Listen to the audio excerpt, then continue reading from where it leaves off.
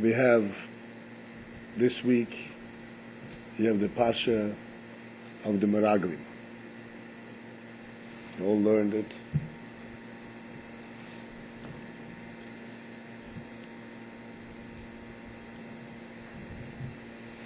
And we have a very powerful insight that's very pertinent to us that we can learn from this Pasha.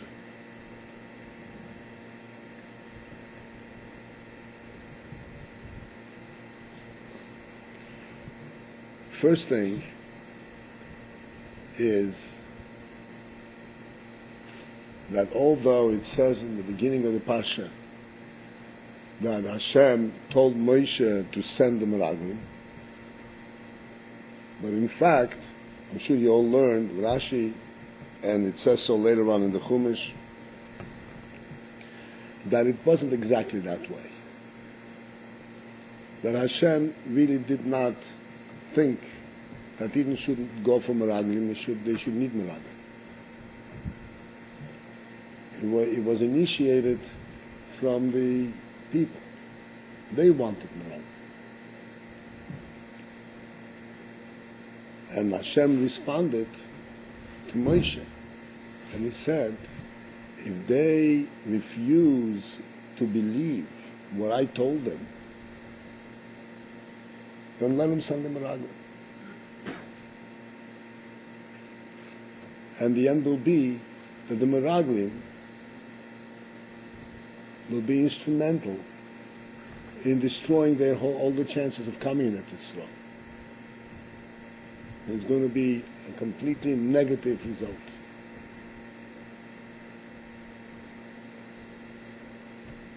Moshe went ahead upon the request of the Yid, of the people, and he selected the top, and says, Anoshim, they were kshedim, they were wise men, they were good men. And he sent them and he gave them various instructions where they should go and what they should do. And as they're going, we know that from when they came back, what they reported. They came back with a completely negative report. And what was this negative report about?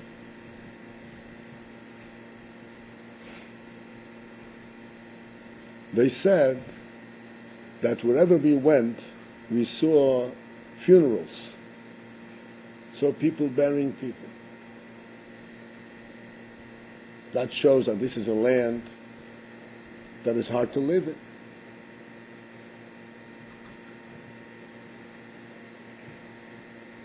They brought back fruit from the land, exquisite, beautifully developed fruit. Said, well, however, it looks very nice, but you should understand that this land produces unnatural fruit.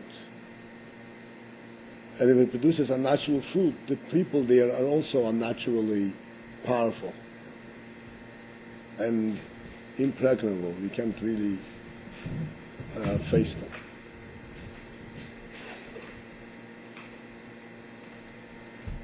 So that Rashi explains that what was the phenomenon that they saw burials, that this was a special favor that Hashem did for them, for the Meraglim, in order to protect them and prevent that they should not be detected. He got people very busy with their own problems. They didn't pay attention to wayfarers, to people, to strangers. In other words, and there are several other things. What we see from this is that every positive thing that they saw, they found in it and they reported a negative. They were able to construe and interpret every good thing that they saw in some kind of a negative light.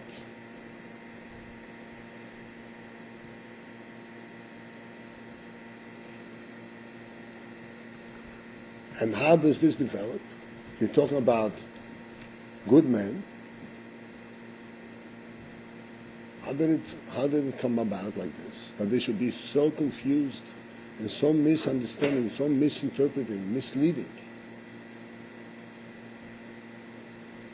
It came from the starting point. Hashem said, I told them it's a good land. And Hashem had proven to them multiple times over a very short period of time, constantly showing them and very convincingly that Hashem is with them and that nothing can stop their path and that they will be successful and that the land is good and all the things that are conducive to trust in Hashem. Well, trusting what He tells them about the land and also relying on His ability to get them in there without problems. So what turned in their heads? What happened over there?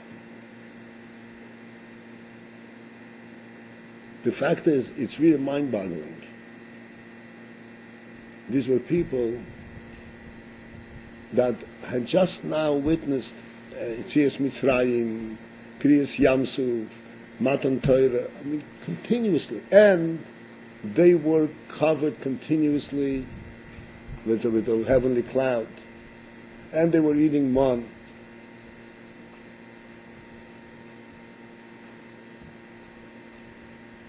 And yet, there was this turn. And the turn was so dramatic. The Torah teaches us that if you lose this perspective, then whatever good you see, you will see bad.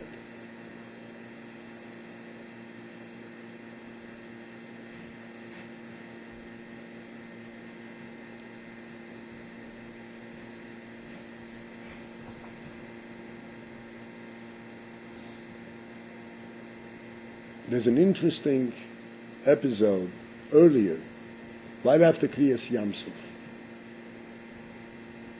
I do not recall whether I pointed it out to you when we discussed that, when we talked in those weeks. But after Kriyas Yamsuf, the Torah relates that when Eden left the Yamsuf, it says that they went 3 days in the desert and they did not find water. 3 days they were walking through the desert and there was no water. And then they came to an area called Morah. Morah means bitter. The reason it was called Morah because there was water there, but the water was bitter.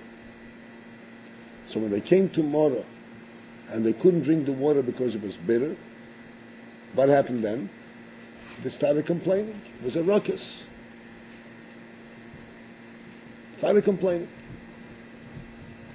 So the question comes up. It's a very obvious question. 3 days you're going in the desert, no water whatsoever at all.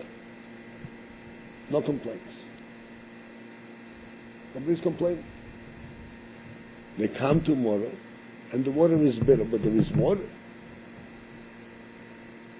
And all of a sudden, it breaks loose.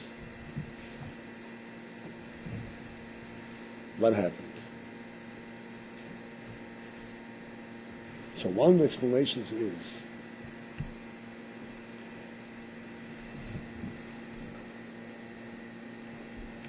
tell them that we have room at the table.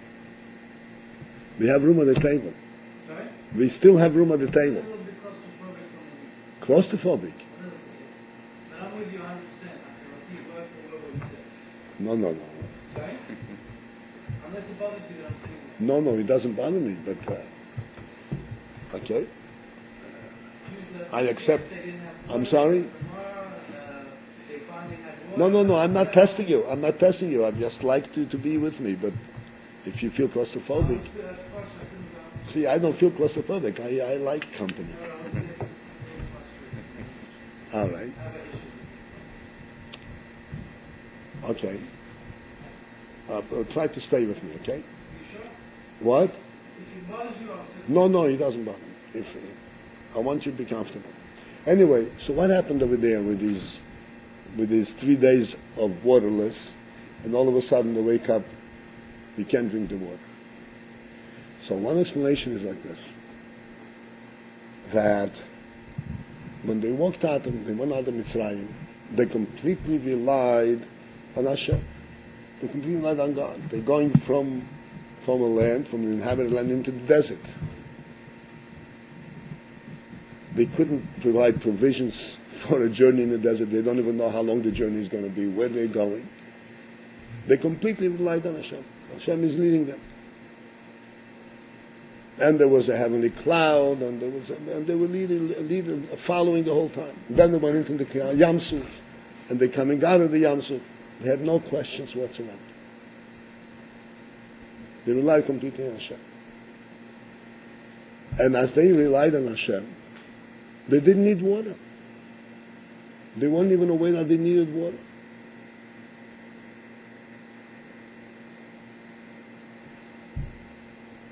Then they came to Morah and they saw water. All of a sudden they saw water and say, hey, do you realize we didn't drink water for 3 days? This is not normal. This is not natural. So what's wrong with that? Hashem was keeping you fresh and replenishing all that you need. You don't need water. No. We need some natural resource. We need something that we can lay our hands on. It should make sense to us. So the water reminded them of the miracle. But instead of turning and saying, look at this, there is water, we don't even need water for 3 days. Instead of taking the positive path and saying, look at this, look what a miracle, they turn the other way and say, oh, look at this, we need water. What do we see from this?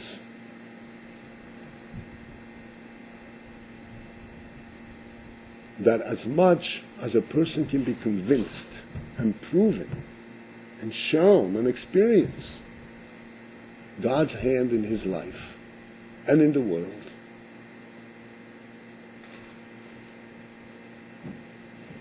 if he will rely on his logic and his observation, he will not be able to sustain it. He'll fall. In other words, when they were walking in the desert for 3 days without water, yes, they experienced a miracle.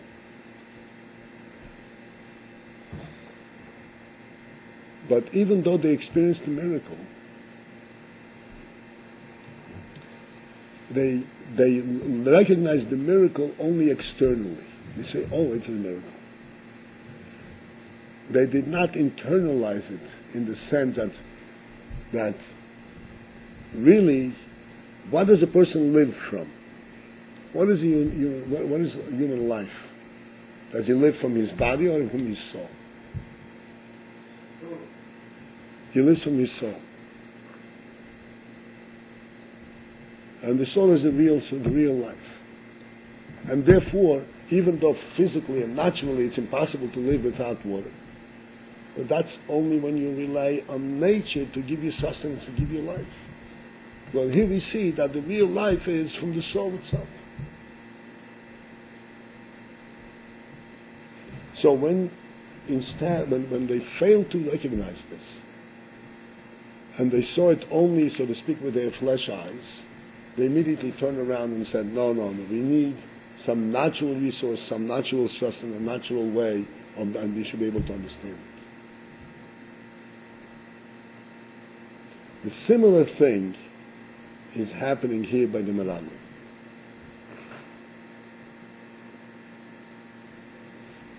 Hashem led the Yidden through the whole period from Tzis Mitzrayim and so forth until they came to this point in Midbar Paran. After all the experience that they had, what should have been their thought process? What should have been their orientation, their recognition?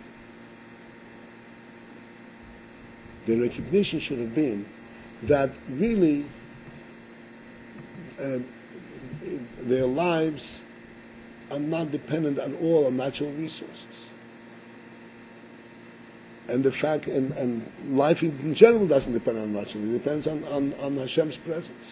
It depends on the soul that the person has, on the neshama.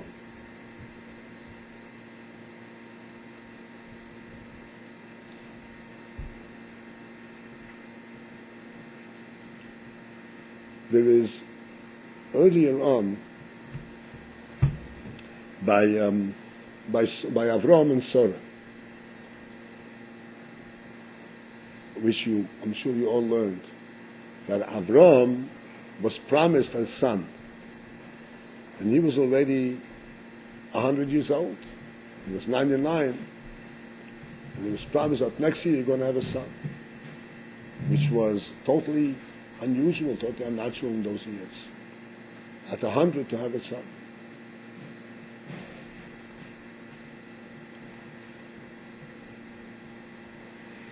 And then, so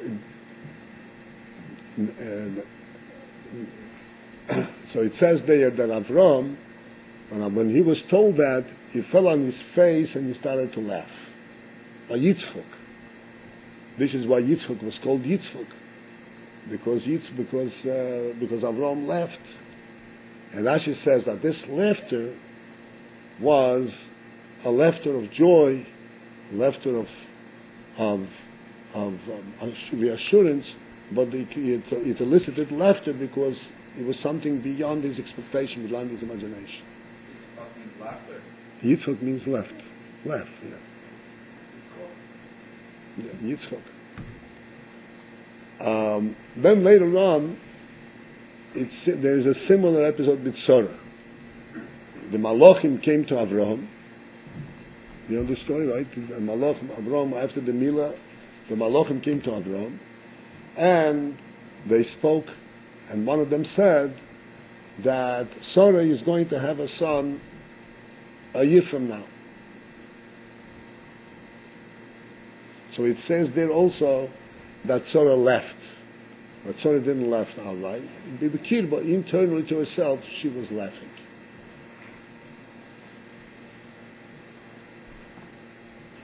And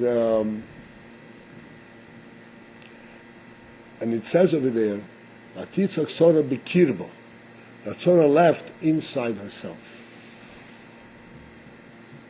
So Rashi says, and the other Meforshim say, Rashi interprets it a little bit differently. The Meforshim said that what does it mean inside herself? Because Sarah was at that stage in life where all birth processes have stopped. And all of a sudden, she saw that her youth is returning back to her. And she saw this happen, so she started to laugh. So this is unheard of.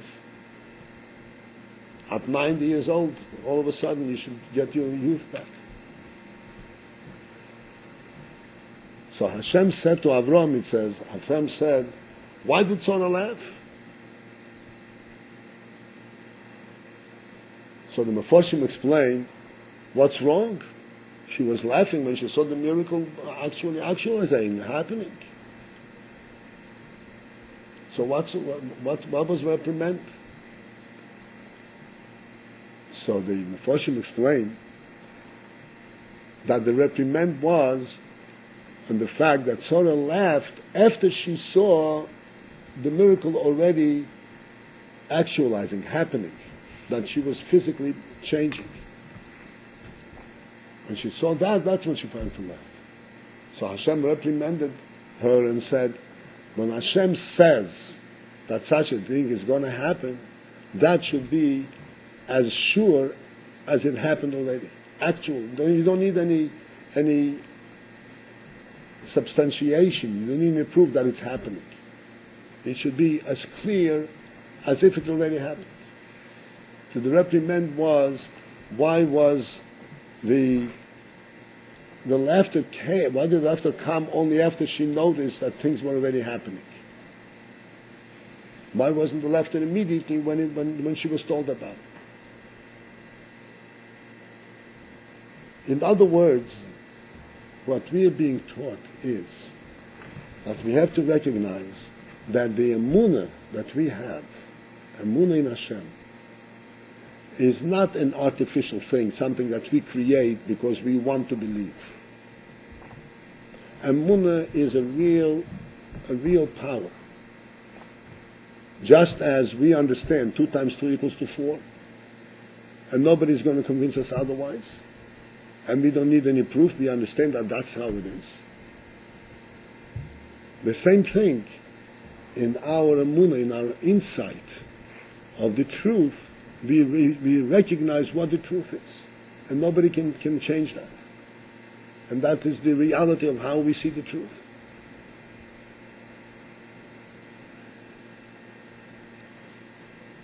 So when the Meraglim and Eden demanded that they send Meraglim,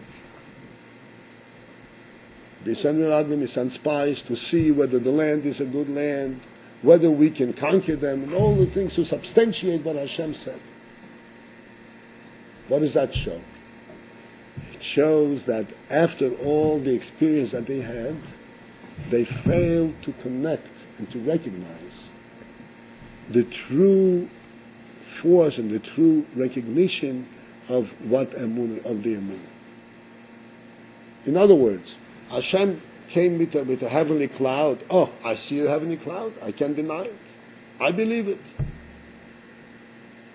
But if I turn around away from it, then I doubt it again.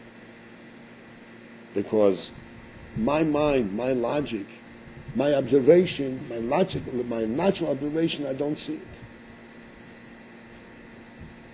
The whole purpose of miracles and all of these things that Eden experienced is not that it should stay at the miracle level. It is to allow us to think deeply into ourselves and recognize what is the truth as we see it deeper inside, in our souls. Not as we observe the truth externally in the world. In the world, you can interpret things just the opposite of what you see. You see great fruit, and you interpret it completely opposite. Oh, this is wild.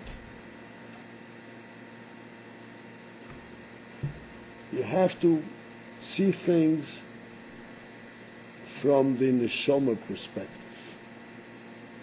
This is what the whole meaning of Torah is. This is what the whole meaning of the miracles are.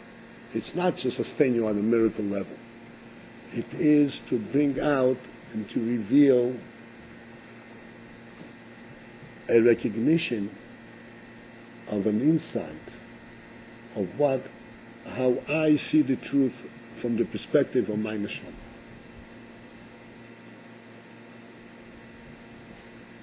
And this is what happened over here by the Meraglim. They started off on the left foot. They're ready to go, but we need it to be substantiated. We need it to be made to make sense of it. Why do we need to make sense of it? Because we live in a natural world, in a physical world, and things have to make sense from a physical perspective. But Hashem said, go, you don't have to be afraid, and it's a good land.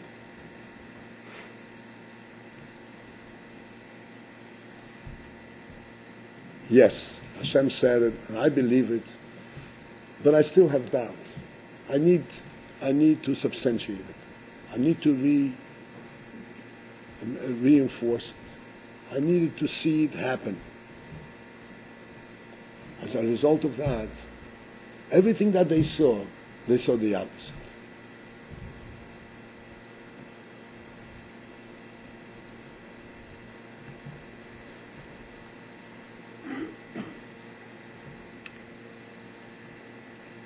Having said that, I think that we should reflect what this means to us.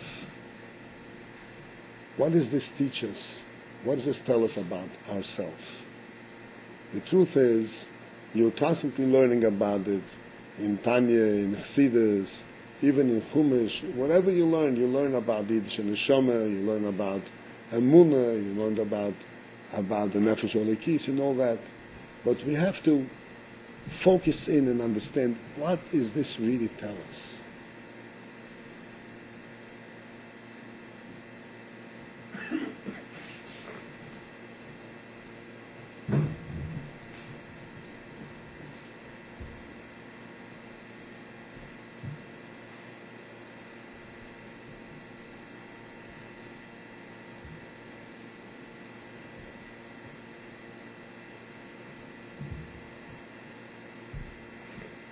We are very easily swayed. You know what swayed means? No. Turned.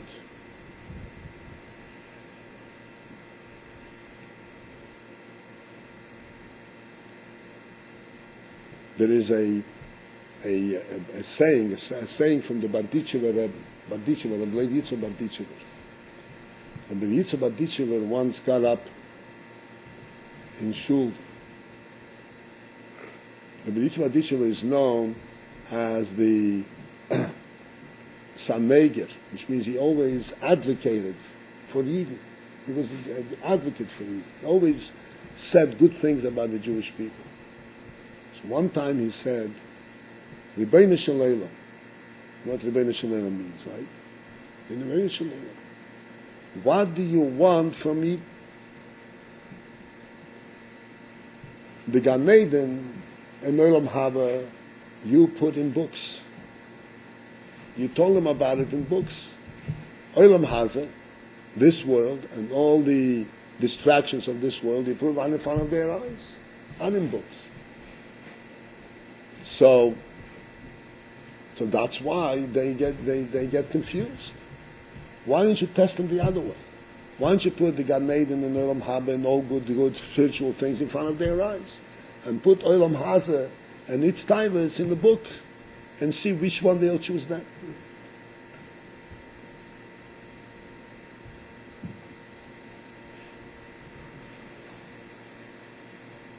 Obviously, there's a reason why the Rebbe Hashem did it the way he did it. Because our task is to see through the physical world. Not to ignore it, to see through it. Because if we were to ignore it, then Hashem would have said, don't send Meragim. Don't allow you. Then it wouldn't have happened. Hashem said, no, let him send Meragim. Let him go through it. In other words, everything is saying that we choose to follow, we will have a chance to do it. But our task is, the ultimate function, the ultimate job of Avodah is to see through the physical world and see the truth of the spiritual world, to see the truth of the neshama, even though in front of my eyes I see the physical world. That's our task.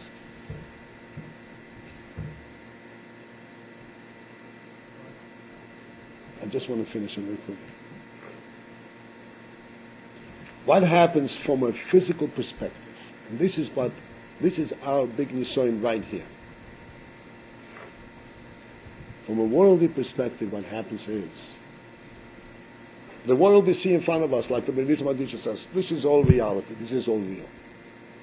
Even though, if we are smart and we question, we think about it, we say, yes, it's real, but,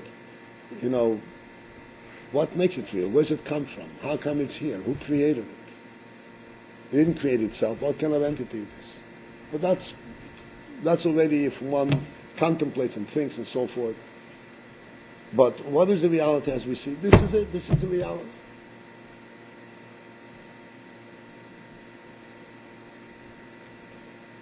Like we spoke some time ago, that when we have a fruit in our hand, we have a fruit in our hand, we have an apple. And the apple is in my hand already. And I'm ready to eat it. All of a sudden, now I say, a bracha. And what is a bracha? Hashem creates prihoids.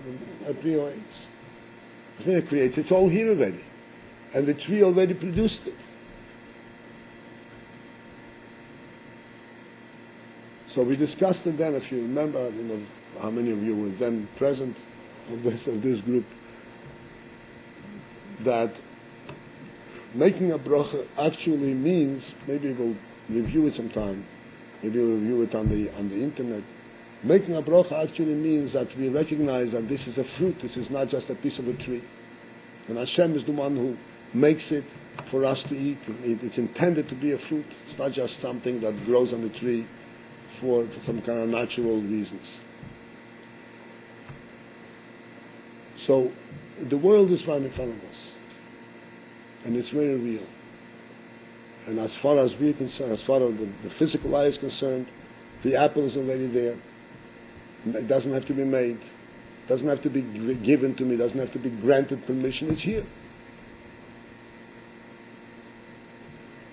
And therefore, when one comes and says, no, you have to make a bracha, what does that mean? It's an imaginary thing. You imagine that Hashem creates the apple. You imagine that Hashem gives you permission, gives the apple to you, and He made it for your sake. But what do you see physically? The apple tree produces apples galore, naturally and automatically. And you come over and you pick the apple, and there is no godly intervention at all. So when you go and you make a bracha, it is your preference. You like to think that God is the one who made it. But there's no real substance to it. This is how things are presented from the physical world. And it's very easy to be swayed, very easy to lose perspective. Because the physical world is so real. And we could see it from the Meraglim. It's very easy to lose perspective. It's very easy to see things just the opposite of what they actually represent, even amongst great people.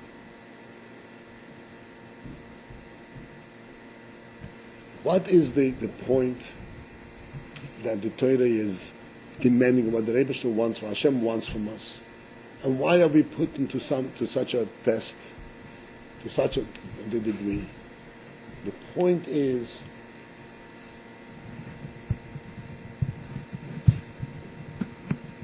that we have to recognize that our view that it is Hashem who creates this apple is not an imaginary thing. It's not in our imagination. And it's not what's called wishful thinking. This is not something, I prefer to think of it this way, I prefer to think of it this way.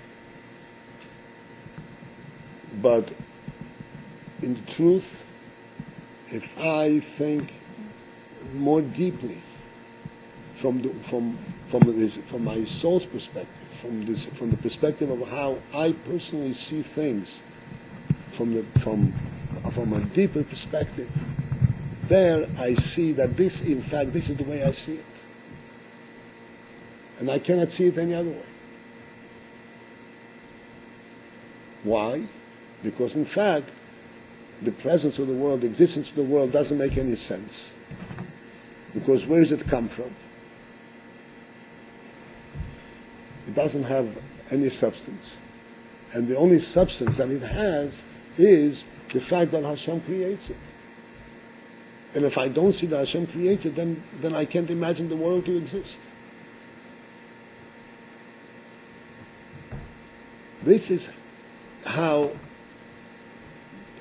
our soul sees it, and this is how we, in our deeper intellect, also see it.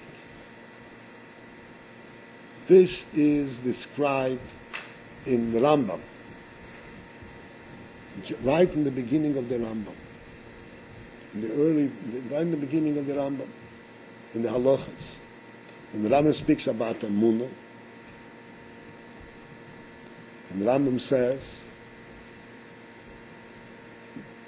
you may have heard this quote, I'm sure, many times. He says, what is the foundation, the base of all bases, and the pillar of wisdom is to know that there is a first creator who creates everything. In other words, that when we see the world, our wisdom tells us that we see the world, but that's our flesh eyes say that. But what does our wisdom say? Our wisdom says that Hashem makes it. That there is a creator before the world that makes it be. And then the Rambam goes on and says further, and he says that this emunah, this understanding has to be so clear to a person that if he in his mind should imagine that there is no creator, then he in his mind would not be able to imagine the existence of the world. Because the existence of the world is substantiated only because we recognize that there is a true presence, a true being. If there is no true being, so what kind of existence of the world is? A true being, this is the creator.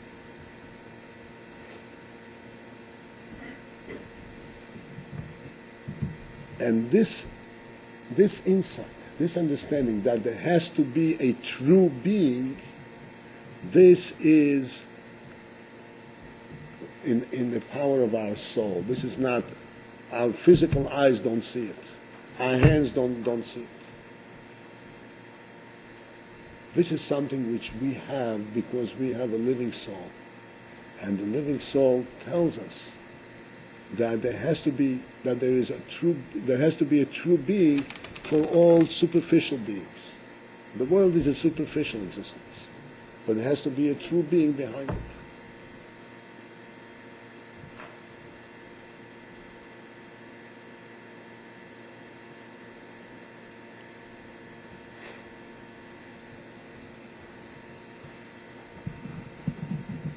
In other words, what we are being, so to speak, what Hashem is leading us through all the various trials,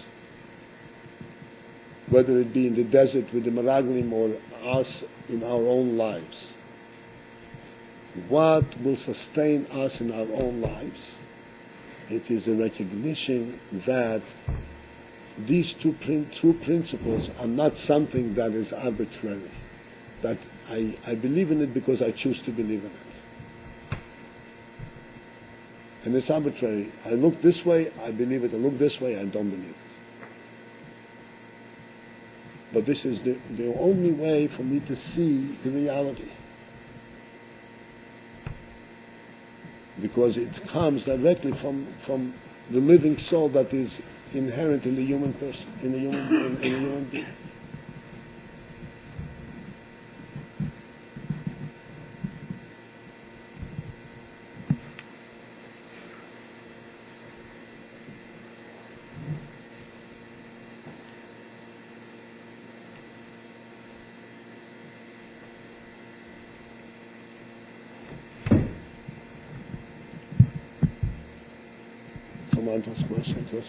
Yeah. This whole idea of sending the Meraglim, all the idea of sending the Meraglim was a mistake. I'm sorry, I didn't hear. This means that all the idea of sending Meraglim from the beginning, when they decided that they wanted to do it, it already was something wrong. Yes. Even before all the problems. Yes. And that mistake is what led to the whole fiasco. Because what was the mistake? The mistake was that Yes, we see all the miracles, but that's what we see. But we still things have to make sense in the physical world. In other words, the physical world is still the reality. Whereas in fact, what the Hashem is teaching us, and ultimately this is what our Veda is, to recognize, like the Rambam says, that the physical reality is not in reality if there isn't the real reality behind it.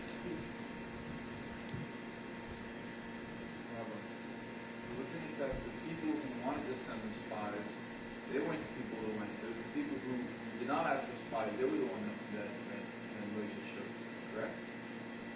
And Moshe chose the people that he knew that they weren't the people who were asking for proof. They were the ones that said, let's go in. And he chose them for that reason, no?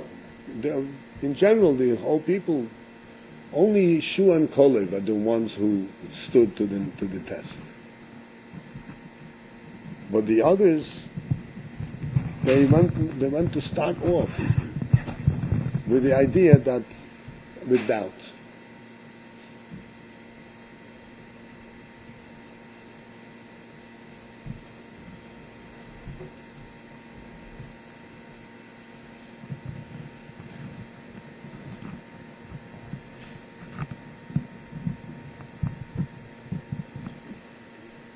In my mind, this principle is of paramount importance for us, because we are here in yeshiva, which is similar to being under the heavenly cloud in the desert.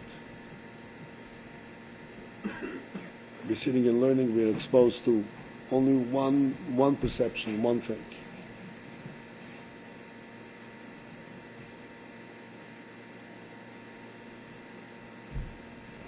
He pointed out previously that the Jewish experience of the past century, you all know that the past century was probably one of the most difficult centuries in Jewish history. But what even suffered and went through in the previous century is unfathomable. There was the communists on the one side, there was the Nazis on the other side, and then there was never a complete loss of connection right here in the blessed land of America. Complete assimilation. Attacked from all sides.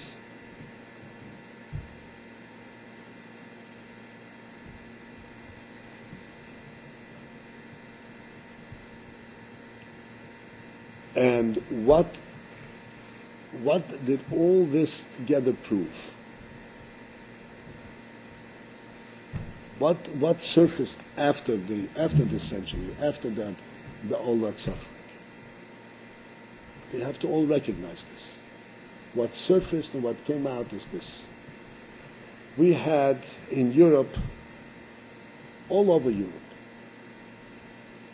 earlier in Germany, but then afterwards we had in Hungary and in Poland and in Litva and Latvia and in Russia, we had a beautiful, great Jewish development. There were yeshivas that learned day and night. There were Jewish institutions. And then came up so to speak, a spirit of doubt. What came out? The spirit of doubt. When the socialism and whatever came up, that all of that's going on is only because people are used to thinking this way. It's all tradition. It's not because human beings really think that way and believe in it personally, independent of everything else. They think of it because that's the way they used to think. This is so to speak the Jewish community. This is like what's called group pressure. You have to think like this because everybody thinks like this. And then came that onslaught, the communists. I don't know to what extent you're familiar with it. Believe me, it was a horrific onslaught. Horrific. onslaught, a horrific attack on Jewish life. They closed all the yeshivas. They closed all the synagogues, the shul. If somebody was caught teaching children, he would be sent away to Siberia. It was a horrific thing. And this went on for 70 years, 3 generations. And then the Nazis destroyed everything that was in Eastern Europe, in Poland, and Hungary. They destroyed everything. There was nothing left. And he came to America. America was a dormant country. It was a total desert for Yiddishkeit. So you would think, and there were the naysayers that says, there's nothing left. And then it started to sprout, almost by itself. Why did it sprout? And what was proven by all of that? You have to understand, what was proven by all of that this emunah is real. That this is not something which is habitual. You know what habitual means? A habit. A galus. This is for real.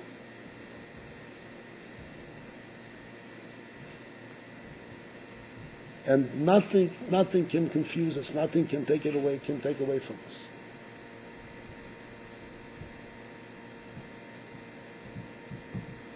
You know the story,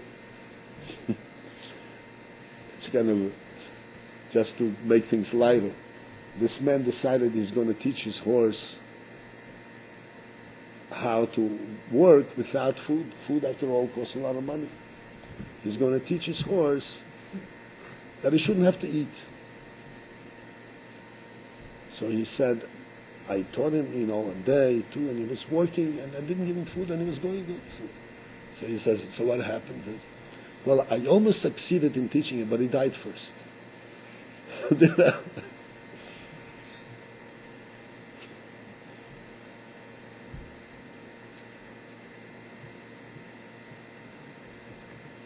There is no way that you can take Yiddishkeit out of the Yidden, no matter what you do, and no matter what the test is. This is what the Meraglim went through. This was their mistake. They thought that we need to substantiate Emunah, and we don't need to substantiate Emunah. Emunah is something that is there in a pure and powerful state without any substantiation, external substantiation. It's there. On the contrary, the world needs substantiation. From the perspective of a Yidden, the way he sees internally the world needs justification. Where are you coming from? But the true presence, the true being, that he knows that automatically. Doesn't need to be substantiated. And this is why the Rebbe is saying, at least from one perspective, this is why the Rebbe is saying that this is Mashiach era, the time of Mashiach. Mashiach is here. Why? Because what is in your Mashiach? Mashiach is when you see the truth right there in front of you. You couldn't deny it.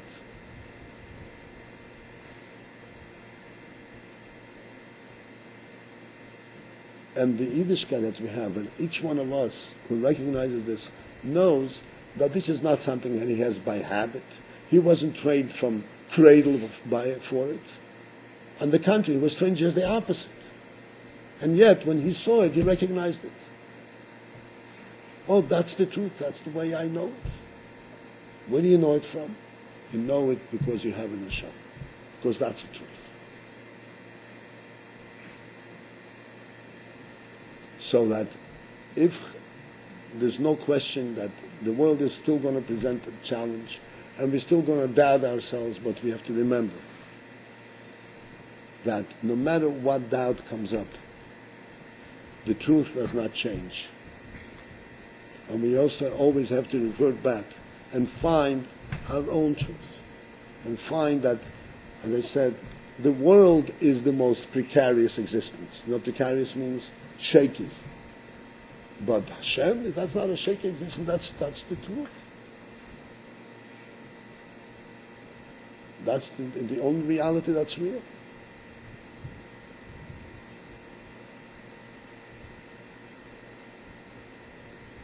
With this principle, we can face the world. With this principle, we can go out and do what we have to do. We can go into Eretz Yisrael and plow the land and build our lives. This principle is imperative. Imperative means it's a must. This is the life force that carries a Yidden through his whole lifetime. And that keeps all doubts and everything outside. Sometimes he goes down, sometimes he goes up, but he still knows the truth.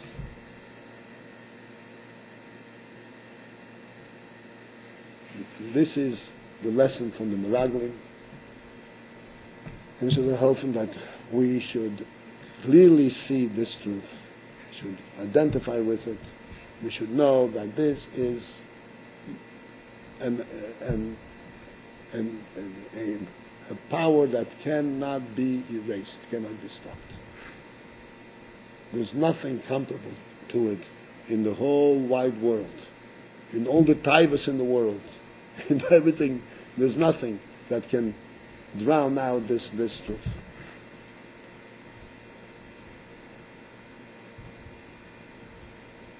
And with this, Rebbe will help him.